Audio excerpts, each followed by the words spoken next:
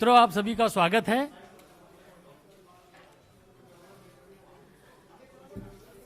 शुरू करें ना। मित्रों, आप सभी का स्वागत है। आज जतिन प्रसाद जी हमारे बीच में हैं। आप उत्तर प्रदेश से आते हैं और भारतीय जनता पार्टी की नीति, हमारे माननीय प्रधानमंत्री जी नरेंद्र मोदी जी के नेतृत्व से प्रभावित होकर भारतीय जनता पार्टी के परिवार में शामिल हो रहे हैं। हम आपका स्वागत करते हैं। जतिन प्रसाद जी, जैसा कि आप सब लोग जानते हैं, उत्तर प्रदेश के बड़े कद्दावर नेता हैं। आप पूर्व में केंद्रीय मंत्री रहे हैं। कांग्रेस संगठन में कई विभिन्न पदों में आपने कार्य किया है। आपके पिताजी स्वर्गीय जितेंद्र प्रसाद जी उत्तर प्रदेश के बहुत बड़े नेता रहे हैं। हम आपका स्वागत करते हैं भारतीय जनता पार्टी में। और मैं आदरणीय पीयूष गोयल जी, जो आज हमारे मध्य हैं, उनसे मैं आग्रह करता हूं कि वह श्री जतिन प्रसाद जी को पार्टी की सदस्यता दिलाएं और पार्टी की सदस्यता की पर्ची उनको सौंपें।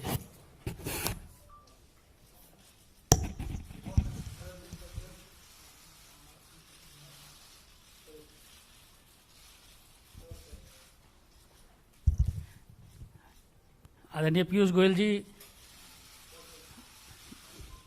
बुके देके आपका स्वागत करें।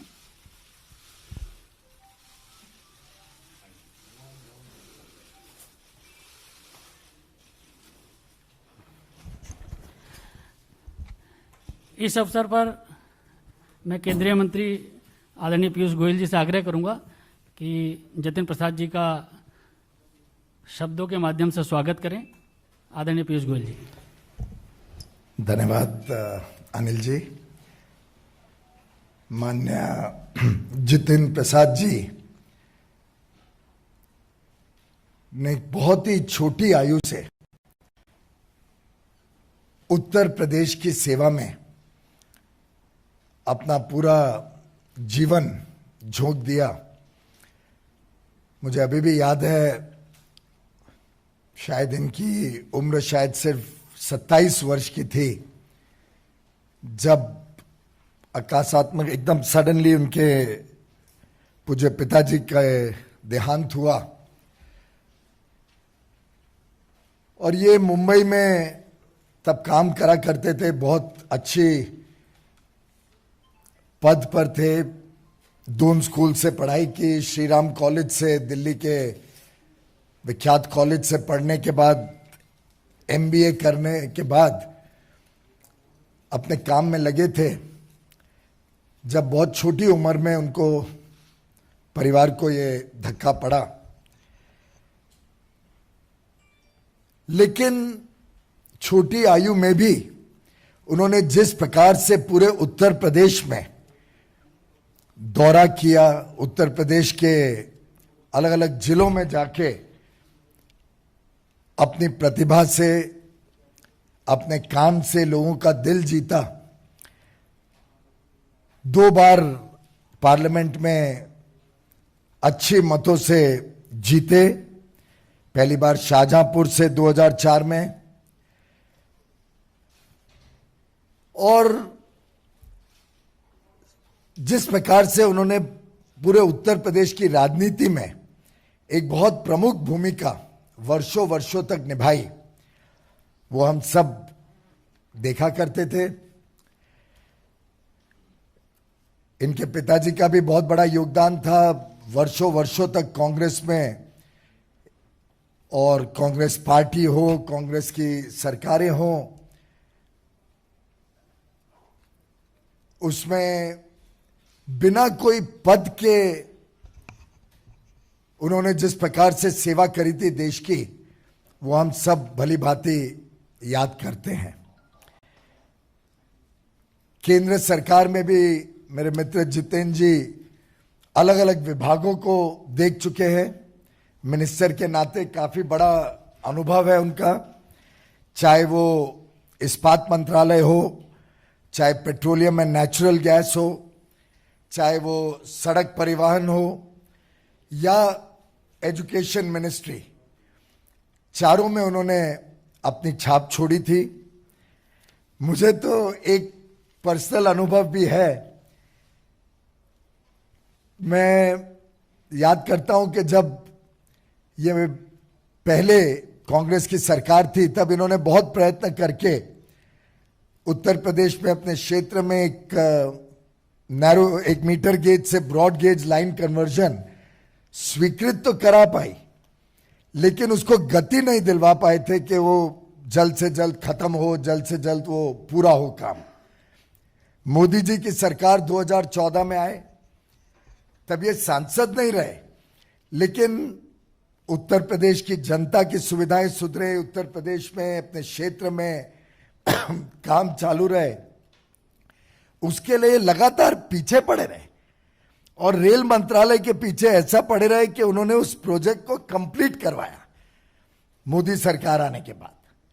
तो एक प्रकार से ऐसे युवा नेता, जमीन से जुड़े हुए नेता, लोकप्रिय नेता और जिनकी प्राथमिकता समाज सेवा रही हो, जिनको देश के प्रति प्रेम हो, ऐसे एक बहुत ही कद्दावर नेता, जैसे अनिल जी ने कहा, उत्तर प्रदेश की राजनीति में जिनका बहुत बड़ी भूमिका आगे मैं देख पा रहा हूं, ऐसे श्री जितेंद्र प्रसाद जी हम सबको आज हमारी पार्टी के साथ, प्रधानमंत्री नरेंद्र मोदी जी के नेतृत्व के साथ, श्री जेपी नड्डा जी की अध्यक्षता में भारतीय जनता पार्टी में जुड़ रहे हैं। मैं इनका तहे दिल से स्वागत करता हूं और मुझे विश्वास है कि इनके आगमन से पार्टी को भी बल मिलेगा और जितेंद्र प्रसाद जी को देश सेवा, समाज सेवा के लिए एक अच्छा मौका मिलेगा। जितेंद्र जी, आप भी कुछ कहना चाहें? बहुत बहुत धन्यवाद आदरणीय पीयूष गोयल जी, आपने जो मेरे बारे में जो वक्तव्य रखा। अनिल बलूनी जी, आपका भी धन्यवाद।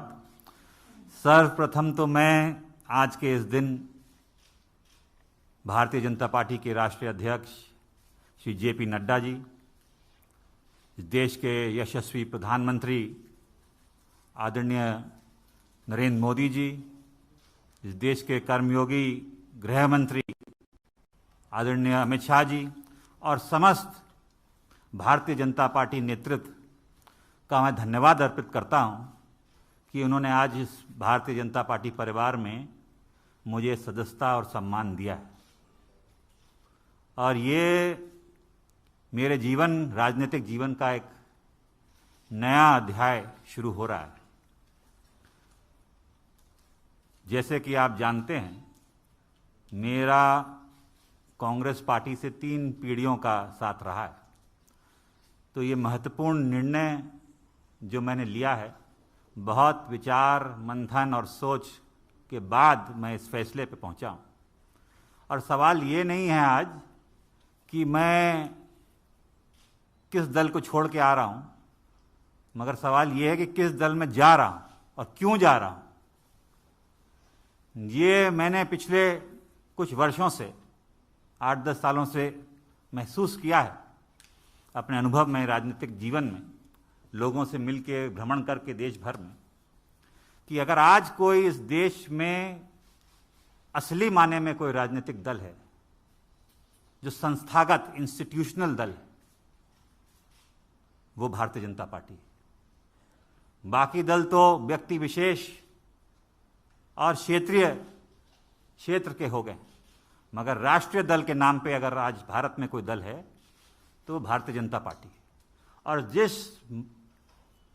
चुनौतियां और परिस्थितियों से हमारा देश और विदेश में भी, हमारी सीमाओं पे भी जो चुनौतियों का सामना कर रहा है, उसके लिए अगर आज इस देश हित में कोई दल और कोई नेता सबसे उपयुक्त और मजबूती के साथ खड़ा है देश हित में, तो भारतीय जनता पार्टी और प्रधानमंत्री नरेंद्र मोदी जी।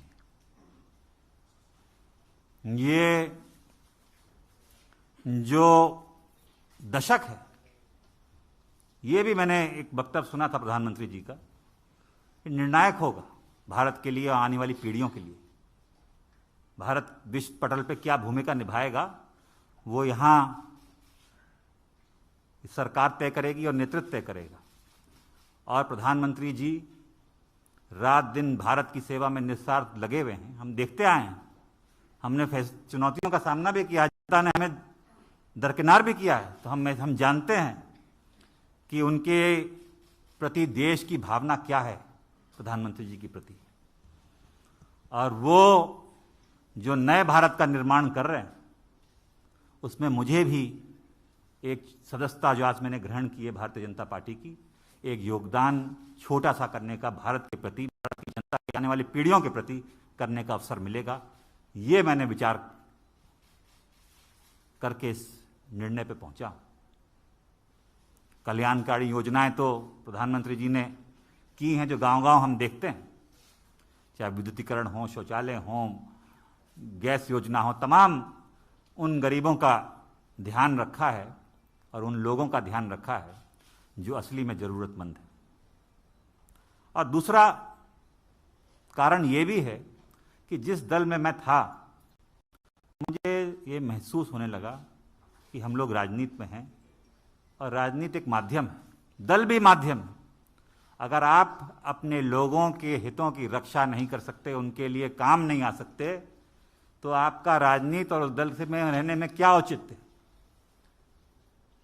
तो यही मेरे मन में, और चाहे वो देश हित हो, चाहे वो प्रदेश हो, चाहे वो जिला हो, अगर आप अपने लोगों के उपयोग नहीं आ सकते, उनके सहायता के लिए आप मौजूद नहीं हो सकते और आपके इस लायक नहीं हैं कि आप अपनी जनता के हितों की रक्षा कर पाएं, तो वो मुझे महसूस होने लगा कि वो कांग्रेस पार्टी में नहीं कर पा रहा।